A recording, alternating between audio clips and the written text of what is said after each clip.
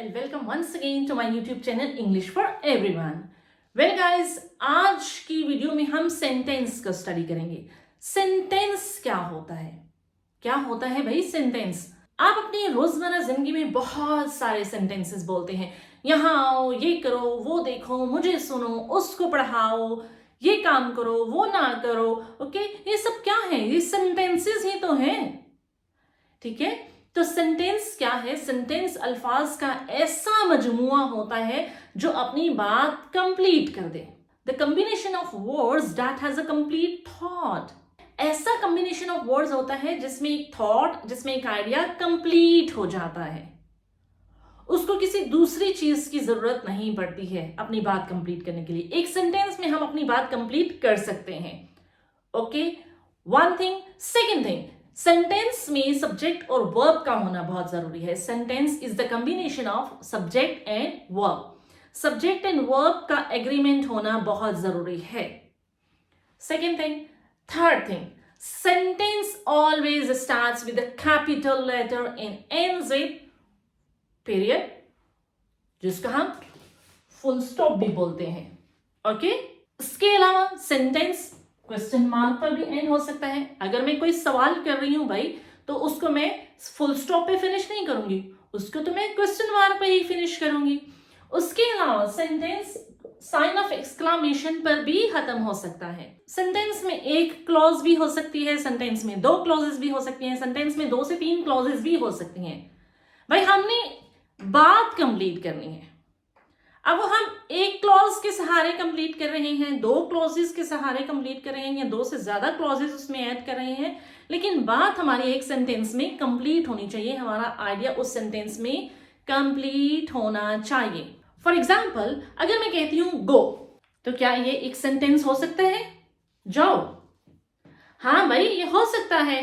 Okay, यहाँ पे you जो है वो हिडन है आपका। एक ऐसा सेंटेंस जिसमें सिर्फ वर्ब हो और सब्जेक्ट आपको पता नहीं हो, तो उसमें आप सब्जेक्ट सपोज करते हैं यू, तुम, आप। Okay, so go it means you go. इसके अलावा get up, you get up. Shut up it means किसी ना किसी को तो मुखातिब करके बोल रही हूं, यू शट अप। तो ये वर्ड्स भी सेंटेंस को कंप्लीट करते हैं।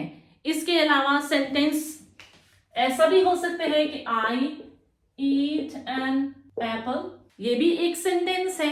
इसमें हम अपनी बात कंप्लीट कर रहे हैं कि भाई मैं सेब खाती हूं, लेकिन मैं इस सेंटेंस को ऐसे भी तो बोल सकती हूँ, भाई मैं सेब खाती हूँ लेकिन मेरी सिस्टर जो है वो बनाना खाती है, but my sister is banana. तो सेंटेंस ऐसा अल्फाज का मजमूआ है जिसमें आपने बात कंप्लीट करनी है। उसको एक कैपिटल लेटर से स्टार्ट करना है और उसके एंड पे आपने या तो फुल स्टॉप लगा देना है, या क्वेश्चन मार्क लगा देना है, या साइन ऑफ एक्सक्लेमेशन लगा देना है। कुछ ना कुछ लगाकर उसको फिनिश करना है। अब हम सेंटेंस के पार्ट्स को डिस्कस करते हैं। वैसे तो फ्रेंड्स, एक सेंटेंस के बहुत सारे पार्ट्स होते हैं। उसमें सब्जेक्ट का होना भी जरूरी है, उसमें वर्ब का होना भी जरूरी है, उसमें ऑब्जेक्ट का होना भी जरूरी है। डायरेक्ट ऑब्जेक्ट भी हो सकता है, इनडायरेक्ट ऑब्जेक्ट भी हो सकता है, सब्जेक्ट कंप्लीमेंट भी हो सकता है, ऑब्जेक्ट कंप्लीमेंट भी हो सकता है, प्रपोजिशनल फ्रेज भी हो सकती है, एडवर्बियल फ्रेज भी हो सकती है। सेंटेंस में तो बहुत कुछ हो सकता है।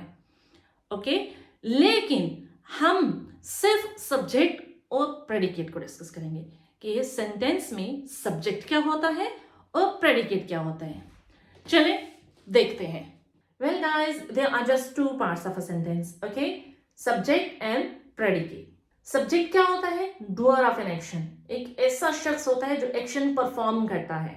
अगर कोई काम हो रहा है तो काम करने वाला कौन है, उस वाले को हम बोलते हैं subject. Predicate, rest of the सारा सेंटेंस जो है वो आपका प्रेडिकेट में आएगा। प्रेडिकेट में बहुत सारी चीजें इंक्लूड होती हैं। उसमें ऑब्जेक्ट भी इंक्लूड होता है, उसमें डायरेक्ट ऑब्जेक्ट इंक्लूड होता है, उसमें वर्ब इंक्लूड होता है। ओके, इट मींस कि सब्जेक्ट के अलावा रेस्ट ऑफ द जितना सेंटेंस होगा ना, बिना सोचे समझे आपने उसको प्रेडिकेट में ऐड कर देना है। ओके, एक एग्जांपल देखते हैं। सारा is reading a book. Who is reading the book? सारा। कौन किताब पढ़ रही है भाई? सारा। काम कौन कर रहा है? सारा। तो सारा यहां पे होगी हमारे पास सब्जेक्ट, और इज रीडिंग अ बुक ये हमारे पास है प्रेडिकेट। कितना सिंपल है ना? ठीक है, कुछ और एग्जांपल्स देखते हैं सब्जेक्ट एंड प्रेडिकेट की। वेल गाइस, हर्डली आइडेंटिफाई करने की कोशिश करते हैं कि सब्जेक्ट कहाँ पे है और प्रेडिकेट कहाँ पे है इन सेंटेंसेस में। My dog Rocky loves to chase sticks and balls. Who loves to chase sticks and balls? My dog Rocky. ठीक है, तो ये माई डॉग रॉकी ये कंप्लीट होगा आपका सब्जेक्ट। सब्जेक्ट को मैं इनसर्कल कर रही हूं और प्रेडिकेट को मैं अंडरलाइन करूंगी, तो ये आपका होगा predicate. Next is my brother and my sister are studying in college. Who are studying in college? My brother and my sister. तो ये my brother and my sister आपका है सब्जेक्ट और are studying in college ये है आपका predicate. Third sentence. The hammer on the shelf can be used to work on the project. What can be used to work on the project?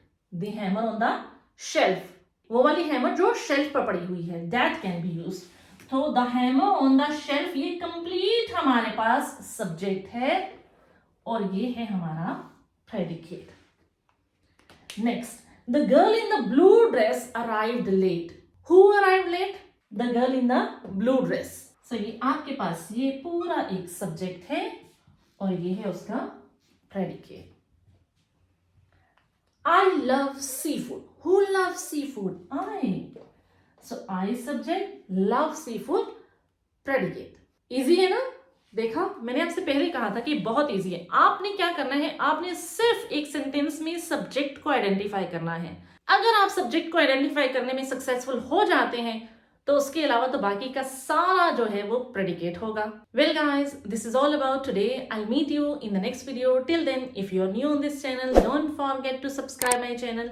If you like my video, share my video with the rest of your contacts so that they can learn something as well. Take care. Goodbye.